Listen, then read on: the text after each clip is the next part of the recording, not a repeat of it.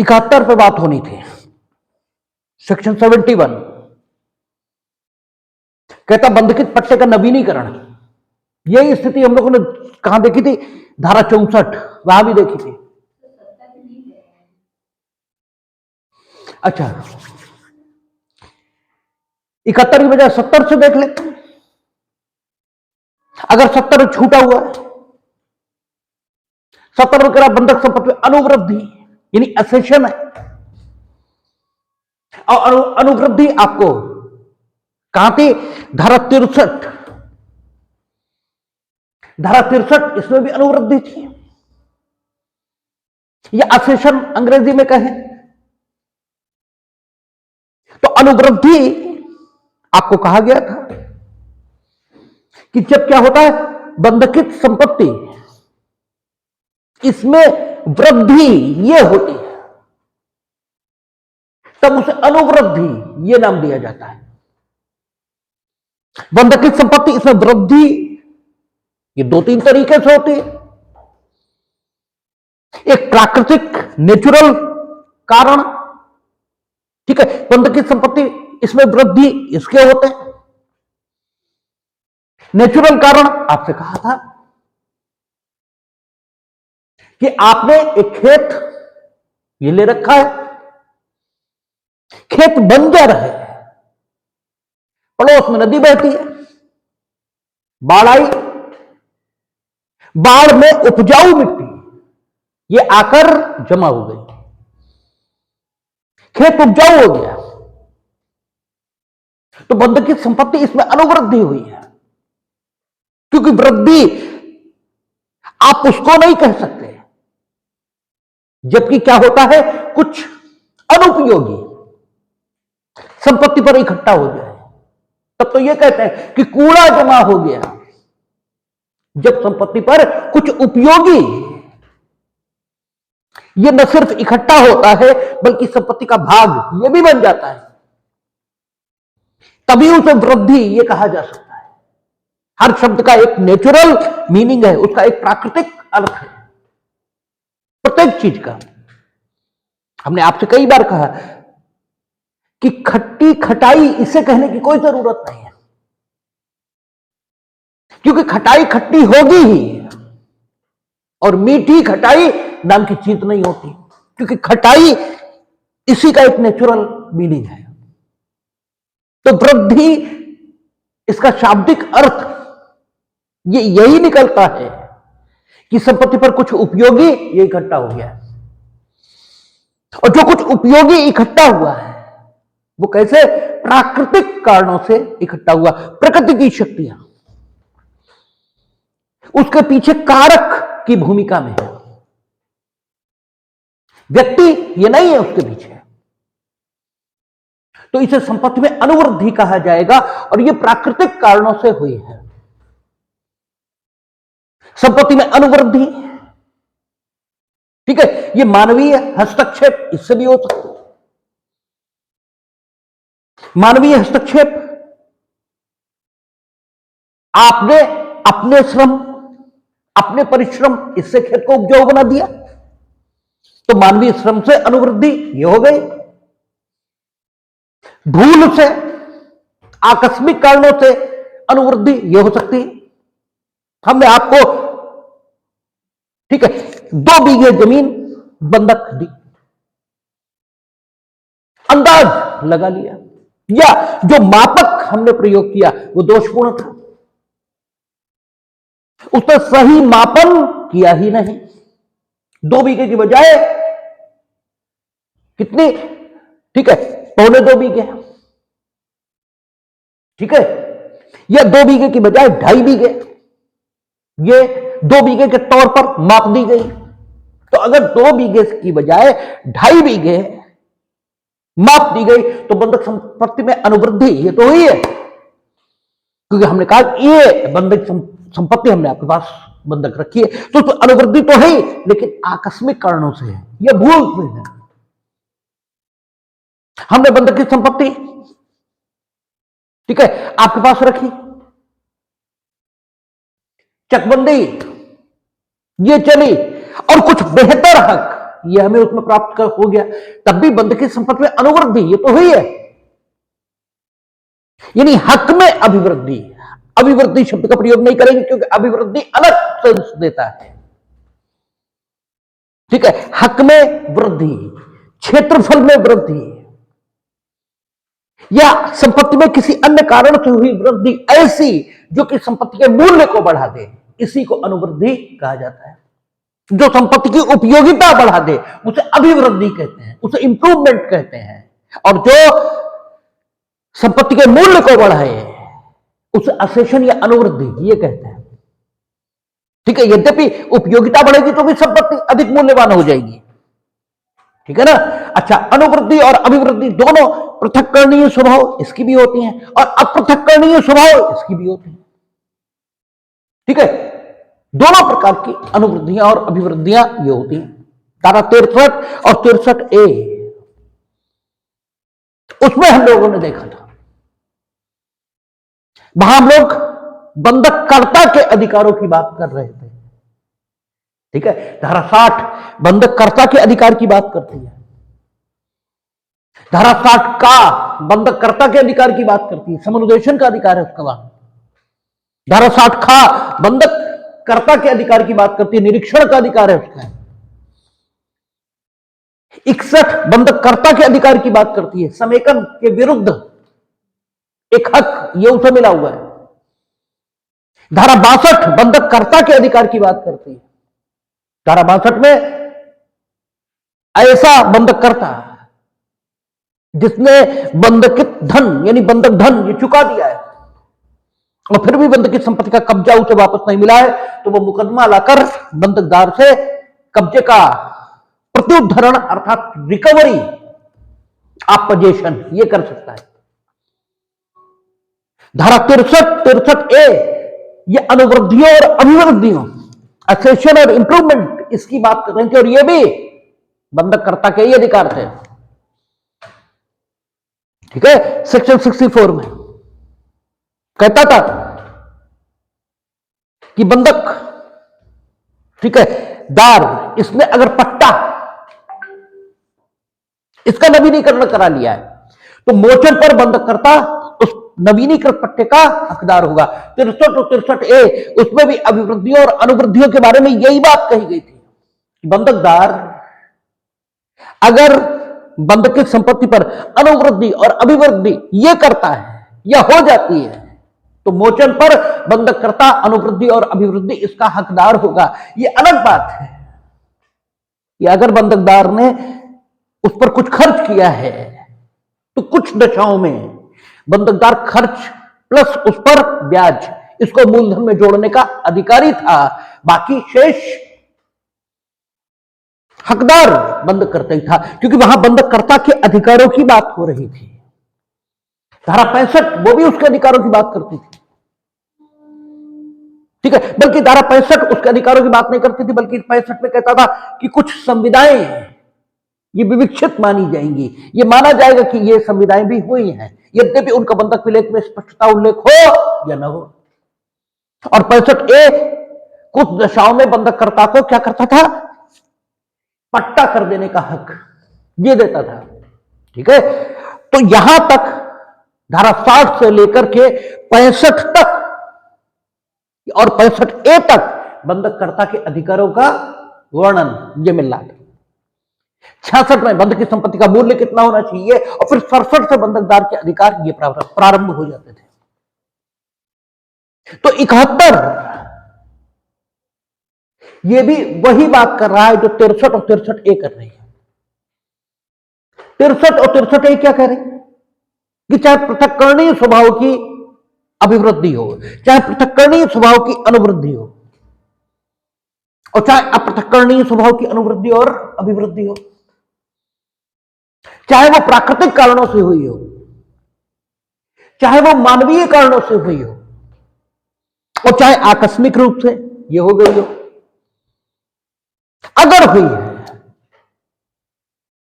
तो मोचन के समय बंधककर्ता उसका हकदार होगा। मोचन के समय अनुवृद्धि और अभिवृद्धि बंधक किए जाने के तत्काल पश्चात ये हो गई, एकदम बंधक किया और हो गई।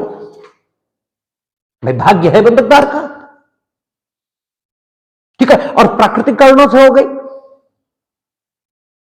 या हक में अनुवृद्धि आकस्मिक कारणों से हो गई, कुछ भी, बस संपत्ति बंधक हुई और तत्काल अनुवृद्धि या अभिवृद्धि ये हो गई। तो अभी तो बंधक का समय ये बकाया है, ये तो एकदम तत्काल की बात है। तो जब एकदम तत्काल की बात है तो डेफिनेटली अभी मोचन का समय ये तो आया नहीं, क्योंकि मोचन का समय तो तब आएगा जब बंधक धन शोध हो जाए। भाई बंधक धन ड्यू हो जाए तब मोचन का समय आएगा। तो इस बीच जब बंधक धन शोध होगा, जब बंधक धन ड्यू होगा और जिस समय बंधक किया गया, इस टाइम पीरियड में ये जो अनुवृद्धि है इसे धारित करने का हकदार ये कौन होगा? क्योंकि बंधक करता ये कह सकता है कि हमने जितनी संपत्ति तुम्हें दी थी उतनी बंधक है, अनुवृद्धि हुई वो हम लेंगे, ठीक है, अनुवृद्धि ये हम हकदार हैं। तो बात को बहुत क्लियर कर देने के पॉइंट ऑफ व्यू से, यद्यपि सेक्शन 71 न हो तो भी रीजन यही कहता है कि बंधक पहले हुआ, अनुवृद्धि बाद में हुई। यह सही है कि बंधक के मोचन का समय नहीं आया, तो इस टाइम पीरियड में बंधकदार को ही प्रतिभूति के प्रयोजनों से, प्रतिभूति यानी अपने बंधक धन के रीपेमेंट के प्रयोजनों से न सिर्फ बंधक की संपत्ति बल्कि अब अनुवृद्धि इसे भी धारण करना चाहिए। रीजन यही कहता है, रीजन इससे डिफरेंट बात नहीं कहता। लेकिन ला की दुर्दशा किसी से छुपी तो है नहीं। यहां रीजनेबल बात करने वाले लोग ये बेहद कम है, ठीक है, उस लेवल के लोग ही नहीं है। और हो भी तो आदमी यही तो ला का इंटरप्रिटेशन करेगा, और आदमी सही जानता है और फिर भी सही को सही मानता नहीं है। क्यों? उसका स्वार्थ उसे वैसा करने से रोकता है, ठीक है। तो प्लेटो इसीलिए तो कहता है, इसीलिए राजा की जरूरत है, एक दार्शनिक राजा की, क्योंकि आप सही जान सकते हैं, अव्वल तो जान ही नहीं पाएंगे सही, और अगर जान भी गए तो आपका स्वार्थ आपको रोकेगा, आप सही मानेंगे नहीं। इसलिए दार्शनिक राजा अगर वो होगा तो न सिर्फ आपको ये बताएगा कि ये सही है, बल्कि आपको सही को सही कहने के लिए विवश ये भी कर देगा, और समाज की व्यवस्था बनी रहेगी। इसीलिए तो प्लेटो दार्शनिक राजा की अपेक्षा करता है। तो अगर 71 न भी हो तो भी रीजन यही कहेगा कि बंधक चालू रहने के दौरान बंधक की संपत्ति में हुई अनुवृद्धि इसे बंधकदार को ही प्रतिभूति के प्रयोजनों से धारित करना चाहिए। अर्थात प्रतिभूति के प्रयोजनों से धारित करना चाहिए, मीनिंग जलवायु से बंधक संपत्ति का भाग समझा जाना चाहिए, और जैसे बंधक संपत्ति को प्रतिभूति के प्रयोजनों से धारित कर रहा है ऐसे ही उसे अनुवृद्धि को भी धारित करना चाहिए। रीजन यही कहेगा। लेकिन रीजन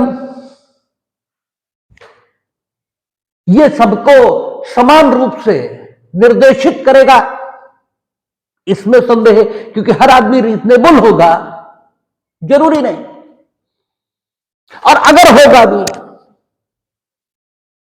तो वो अपने रीजन का सही उपयोग करेगा, इसकी कोई गारंटी नहीं। हम लोगों ने इमरजेंसी में पढ़ा था जस्टिस बेग का कथन, क्या यह माना जा सकता है जस्टिस बेग को अकल नहीं थी? क्या यह माना जा सकता है? ये तो माना ही नहीं जा सकता। लेकिन जस्टिस बेग तत्कालीन प्रधानमंत्री श्रीमती इंदिरा गांधी की निकटता यह हासिल करने के लिए बौद्धिक आतंकवाद, ये शब्द प्रयोग करना ज्यादा ठीक होगा, उसका परिचय दे रहे थे। और उन्होंने सेक्शन 21 कह रहे आर्टिकल 21 की वो व्याख्या प्रस्तुत की जो सोची भी नहीं जा सकती। व्याख्या क्या प्रस्तुत की? हमने कहा था एक वीडियो बनाएंगे इस पे, लेकिन वो व्याख्या प्रस्तुत की जो सोचा भी नहीं जा सकता। उन्होंने क्या कहा कि सेक्शन 21 है जो ये कहता है, सेक्शन निकलता है मुझसे, आर्टिकल 21 है जो ये कहता है कि किसी भी व्यक्ति की प्राण और दैहिक स्वतंत्रता का हनन विधि की प्रक्रिया से ये किया जाना चाहिए। और चूंकि आर्टिकल 21 सस्पेंड है,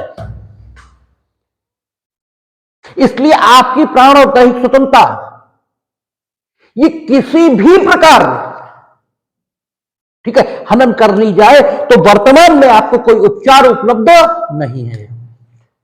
क्यों? विधि की प्रक्रिया से आपकी प्राण और दैहिक स्वतंत्रता ली जाए, ये तो आर्टिकल 21 कहता है, वो आर्टिकल 21 है नहीं,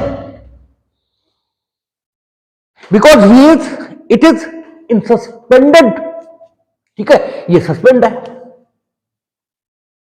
तो कैसे भी सरकार आपको यूं ही उठाकर बंद कर दे तो भी कुछ नहीं किया जा सकता। अब इतना गलत कोई बड़ा ही खराब सा आदमी हो वही कह पाएगा। तो इतना जरूर जस्टिस बेग ने कहा कि यद्यपि सरकार को ऐसा नहीं करना चाहिए, लेकिन अगर कर दे तो कर कुछ नहीं सकते आप, ठीक है। तो इस प्रकार के बौद्धिक आतंकवाद का प्रयोग ये भी पढ़े लिखे लोग कर सकते हैं। और अगर इस बौद्धिक आतंकवाद का प्रयोग हुआ तो ये रीजनेबल बात कि बंधक चालू रहने के दौरान अगर बंधक संपत्ति में कोई अनुवृद्धि होती है तो वह बंधकदार के द्वारा प्रतिभूत के प्रयोजनों से धारित की जानी चाहिए। ये आएगी या नहीं आएगी इसकी कोई गारंटी नहीं है। और जो हमारे चाहे टीपीए हो, चाहे आईपीसी, चाहे एविडेंस, चाहे सीआरपीसी, अब तो बदल गए हैं, लेकिन ये सारे किसने बनाए हैं? ठीक है, बेंथमाइट्स ने। ये सारे के सारे बेंथम के शिष्यों इनके द्वारा बनाए गए, क्योंकि बेंथम इसने जो इंग्लिश विचारधारा है, बेंथम और ऑस्टिन, इन्होंने बहुत प्रभावित किया है, ठीक है। जो इंग्लैंड की कानून के जानने वाले लोग हैं उन्हें, तो बेंथम हम लोगों ने पढ़ा था ज्यूरिस्प्रूडेंस में कि बेंथम की मान्यता है कि न्यायाधीशों के पास विवेक ये नहीं होना चाहिए।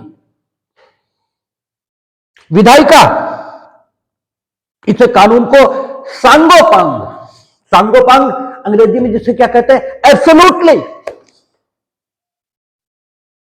ठीक है, एकदम हर तरह से पूर्ण ये बनाना चाहिए, उसमें कोई कमी ना हो। इसलिए सेक्शन 71 जोड़ी गई, अदरवाइज कोई जरूरत नहीं। और सेक्शन 71 कोई विशेष बात नहीं कहती, कुछ 71 निकल रहा है मुझसे, सेक्शन 70 जोड़ी गई क्योंकि 71 तो डिफरेंट बात कह रही, सेक्शन 70 इसीलिए जोड़ी गई, अन्यथा सेक्शन 70 जोड़ने की कोई जरूरत नहीं, वो तो एक सामान्य बात कह रही। क्या कहती है? यदि बंधक की तारीख के पश्चात बंधक संपत्ति में कोई अनुवृद्धि होती है तो बंधकदार तब तो प्रतिकूल संविदा न हो तो प्रतिभूत के प्रयोजनों के लिए ऐसी अनुवृद्धि का हकदार होगा। अब ये अलग बात है कि तुम्हारे जेब में 10,000 की गड्डी रखी जाए, तुम निकाल कर फेंक दो, तुम्हारा डिस्क्रिप्शन है, कानून आपको हक दे रहा है कि you are eligible to hold those 10,000 rupees which are kept in your pocket। कानून हक दे रहा है, आप खुद ही निकाल के फेंक दो, बात अलग है। ऐसे यहां है तब तो प्रतिकूल संविदा न हो, यानी बंधक करता और बंधकदार ये प्रतिकूल संविदा करना चाहते हैं तो कर ले। तो अगर बंधक चालू रहने के दौरान बंधक की संपत्ति में कोई अनुवृद्धि होती है तो बंधकदार नहीं बल्कि बंधक करता प्रतिभूति के प्रयोजनों से नहीं बल्कि बंधक करता उसका हकदार होगा। करे तो कर ले, अदरवाइज नहीं करते तो फिर जनरल लॉ ये है कि प्रतिभूत के प्रयोजनों से वो हकदार होगा। और हमने आपसे कहा था सेक्शन हमेशा कैसे पढ़ना चाहिए? इलस्ट्रेशन के माध्यम से, दृष्टांतों के माध्यम से। और दृष्टांत उतना ही महत्व का है जितने महत्व का सेक्शन है। क्यों? दोनों के आने का स्रोत ये एक ही है, और वो स्रोत कौन सा है? विधायिका। इसलिए सेक्शन अगर महत्वपूर्ण है तो इलस्ट्रेशन उससे कम महत्वपूर्ण नहीं है, वो भी उतना ही महत्वपूर्ण है। और दृष्टांत यहां देखें तो क्या है, का नदी के किनारे वाला कोई खेत खा के पास बंधक रखता है, वह खेत जलोढ़ से बढ़ जाता है। अपनी प्रतिभूत के प्रयोजनों के लिए खा इस वृद्धि का हकदार है, पहला। दूसरा क्या कहता है, का निर्माण भूमि का कोई टुकड़ा, यानी रेजिडेंशियल प्लॉट जिसे बोलते हो, निर्माण भूमि का कोई टुकड़ा, प्लॉट ही हुआ। हमने आपसे कहा था भूमि ये कई प्रकार की है, ठीक है, अपनी प्रकृति के मुताबिक। भूमि कृषि प्रयोजनों के लिए तो कृषि भूमि है, भूमि आवासीय प्रयोजनों के लिए, भूमि औद्योगिक प्रयोजनों के लिए, ठीक है। तो अलग अलग प्रयोजनों के लिए जो भूमियां हैं उनके लिए अलग अलग लॉज हैं, ठीक है। आपकी आवासीय भूमि है, हिंदू सक्सेशन एक्ट उससे गवर्न होगी। आपकी ठीक है, कृषि प्रयोजनों की भूमि है, जड़े उससे शासित होगी। तो हर भूमि एक प्रकार की नहीं है, ठीक है। इसलिए यहां कहता है का निर्माण भूमि का कोई टुकड़ा खा के पास बंधक रखता है और तत्पश्चात उस टुकड़े पर ग्रह खड़ा करता है। अपनी प्रतिभूत के प्रयोजनों के लिए खा उस ग्रह का तथा उस भूमि के टुकड़े का हकदार है। ग्रह मानवीय प्रयासों से खड़ा हुआ, घर मानवीय प्रयासों से खड़ा हुआ, और ये जलोढ़ प्राकृतिक कारणों से हुआ, ठीक है ना। तो ये लिखा नहीं है बेयर में, लेकिन लिखा भी है। उसे आइडेंटिफाई करने की जरूरत है कि अनुवृद्धियों के प्रकार क्या हैं। अनुवृद्धि प्राकृतिक कारणों से हो रही है, अनुवृद्धि मानवीय प्रयास से हो रही है, ये देखने को मिल भी रहा है, ठीक है ना। तो हर चीज बेयर में है, जरूरत उसे आइडेंटिफाई करने की है। और जो बेयर में नहीं है वो कहीं नहीं है कानून की दुनिया में। जो बेयर में नहीं है, अगर वो आप मान रहे हो कि कानून का हिस्सा है, तो वो कहीं नहीं। वो इवन माननीय उच्चतम न्यायालय कहे कि कानून का हिस्सा है तो भी नहीं है, बदलेगा। आज नहीं कल, कल बदलेगा। और अगर आप कानून की फील्ड में हैं और आप हर बात में ऑनरेबल सुप्रीम कोर्ट से सहमत हो रहे हैं, तो आप उस चोर की तरह हैं, ठीक है, जो दूसरों की कमाई पर जीवन भर ऐश करता है या करने की सोचता है। ऑनरेबल सुप्रीम कोर्ट सही है तो उससे सहमत होइए, और नहीं है सही तो प्रयास करिए। यद्यपि व्यवस्था के नाते जब तक वो अपनी बात को बदलेगा नहीं, तब तक हम उसी की बात मानेंगे, हम कहेंगे कि वो वही कानून है देश का, लेकिन हम उसे बदलवाने के लिए प्रयासरत रहेंगे। और अगर ये प्रयास करने की क्षमता और ठीक है मानसिक स्थिति यह आपकी नहीं है, तो आप चोर ही हैं। अलग अगर लोग ठीक है सहमत हो गए होते,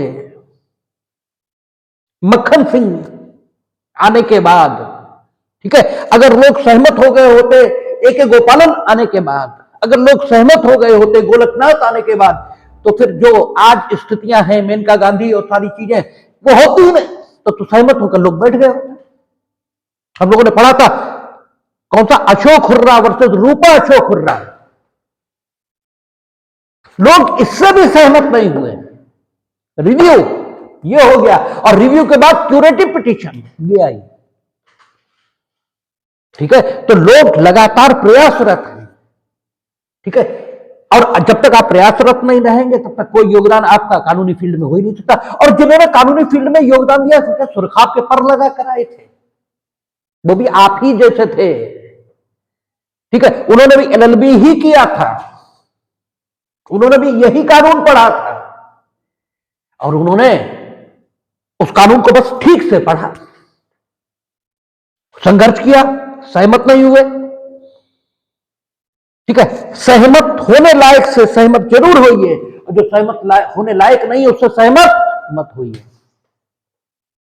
यही ठीक है एक सही आदमी की पहचान हो सकती है। तो 70 दृष्टांतों के माध्यम से ये बताता है कि अनुवृद्धियां दोनों तरह की हो सकती है। वहां बंधकदार उसे हक दिया गया, वो सॉरी बंधक करता उसे हक दिया गया था कि मोचन के बाद वह अनुवृद्धियों और अभिवृद्धियों इसका हकदार होगा। यहां बंधकदार को दिया कि बंधक चालू रहने के दौरान प्रतिभूत के प्रयोजनों से बंधकदार यह हकदार रहेगा और कोई बात ही नहीं। सेक्शन 71 क्या कहता है? बंधकित पट्टे का नवीनीकरण, वही स्थिति। 64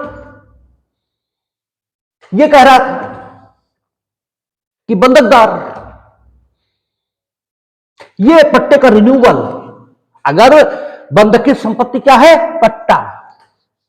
बंधकी संपत्ति पट्टा है और during the continuation of the mortgage, ठीक है, अ रिन्यूअल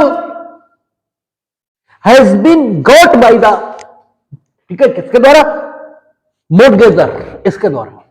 जो बंधकदार है उसने बंधक की संपत्ति जो कि पट्टा है उसका रिन्यूअल, उसका नवीनीकरण यह प्राप्त कर लिया है। तो मोचन के समय जब मोचन होगा तो बंधककर्ता उस नवीनीकृत पट्टे का हकदार होगा। बंधकदार यह नहीं कह सकेगा कि रिन्यूअल तो हमने प्राप्त किया, तुम्हारा पट्टा अगर हम रिन्यूअल न करते तो रिवोक हो जाता। भाई अगर वो रिन्यूअल न कराता तो रिवोक हो जाता, और रिवोक हो जाता तो उस दशा में बंधक की संपत्ति तो पट्टा ही थी। मोचन के समय तुम किस चीज के हकदार होते? किसी भी चीज के नहीं, ठीक है। इसलिए चूंकि रिन्यूअल हमने प्राप्त किया है, इसलिए तुम मोचन के समय भी अर्थात बंधक धन की अदायगी के पश्चात भी इस पट्टे को प्राप्त करने के अधिकारी नहीं हो। यह बंधकदार नहीं कह सकता, क्योंकि धारा 64 मौजूद है और वो ये कहती है कि भले ही during the continuation of the mortgage, ठीक है, a renewal has been got by the mortgagor, after that even then the mortgagee, ठीक है, will be eligible to hold to recover, ठीक है, दैट लीज, ठीक है। नवीनीकरण उन्होंने ही प्राप्त किया, ऐसा ही है। लेकिन मोचन के समय हकदार कौन होगा? उस रिन्यू पट्टे का बंधक करता। क्यों? एक बार बंधक सदैव बंधक। एक बार जो चीज बंधक हुई वो रहेगी बंधक और कुछ नहीं हो सकती, ठीक है। तो आपका रिन्यूअल उसी को देना पड़ेगा। ये सेक्शन 64 ये कह रही थी। अब सेक्शन 71 दूसरी बात कह रही है। सेक्शन 71 क्या कहती है? बंधक के चालू रहने के दौरान बंधक की संपत्ति पट्टा है, बंधक करता इसने रिन्यूअल प्राप्त कर लिया, और जब बंधककर्ता ने रिन्यूअल प्राप्त किया तो पर रिन्यू पट्टा यह है बंधककर्ता के पास। जो पट्टा बंधकदार के पास रखा गया था बंधक, वो तो खत्म हो गया भाई, वो है ही कहां? अब तो रिन्यू पट्टा है ना। नदी आप देख रहे हो तो आप के द्वारा जिस क्षण नदी देखी जा रही है, अगले ही क्षण वो नदी नहीं है जिसे आपने देखा था पिछले क्षण में, क्योंकि पानी तो लगातार बह रहा है ना। आपकी दृष्टि पर तो एक कोण पर ही रही है, तो जब आपकी दृष्टि एक कोण पर पड़ रही है तो उस कोण पर जो पानी जमा हो रहा है वही तो देख रहे हैं आप, और अगले ही क्षण वो पानी वहां नहीं है जो पानी पिछले क्षण वहां था, क्योंकि नदी लगातार बदल रही है, लगातार। कहते ना ये सृष्टि परिवर्तनशील है, परिवर्तन ही यहां का नियम है। पूरी सृष्टि लगातार परिवर्तित हो रही है। आप पिछले क्षण में हमें जो देखे थे, अगले ही क्षण वो नहीं देख रहे हैं और अब कभी नहीं देखेंगे। जो पिछले क्षण में आपने हमें देखा था, अब वैसे हम कभी नहीं होंगे, क्योंकि उम्र लगातार बढ़ रही है, ठीक है। अब पिछले क्षण में हम जैसे थे, अब वैसे कभी नहीं होंगे, ठीक है। सोचने में जरा अजीब सा लगता है, लेकिन बात तो यही सही है, ठीक है, क्योंकि सोचने में जो कुछ अजीब सा लगता है वो गलत है, ऐसा तो नहीं माना जा सकता, ठीक है। तो आपका क्या कहता है बंधकदार इसने जो पट्टा लिया था बंधक की संपत्ति के रूप में, बंधककर्ता कल को यह कहे कि वो पट्टा तो खत्म, वो तो खत्म हो गया, अब तो रिन्यू पट्टा है, अब तो रिन्यूअल, इसलिए तुम्हारे पास कोई प्रतिभूति नहीं है इस पट्टे की, क्योंकि अब तो ये रिन्यू है। तो अपना बंधक धन वसूल हो जाके धारा 68 के माध्यम से व्यक्तिगत रूप से पर मुकदमा लाकर, भाई धारा 68 कहती है ना कि कब कब बंधकदार बंधक धन के लिए वाद ला सकता है, उन दशाओं का वर्णन करती है ना जो प्रतिभूति पर्याप्त हो गई हो, ऐसा हो गया हो, वैसा हो गया हो। बंधक करता ये कहना शुरू करे कि नहीं तुम तो धारा 68 के मुताबिक अपना बंधक धन के लिए मुकदमा लाओ, धारा 68 के मुताबिक इसलिए नहीं ला पाओ क्योंकि उसमें ये स्थिति ही नहीं वर्णित है, प्रतिभूति पर्याप्त हो ही नहीं, कैसे ले आओगे? व्यक्तिगत रूप से हमने अपने को आबद्ध किया नहीं था, कैसे ले आओगे? मेरे व्यतिक्रम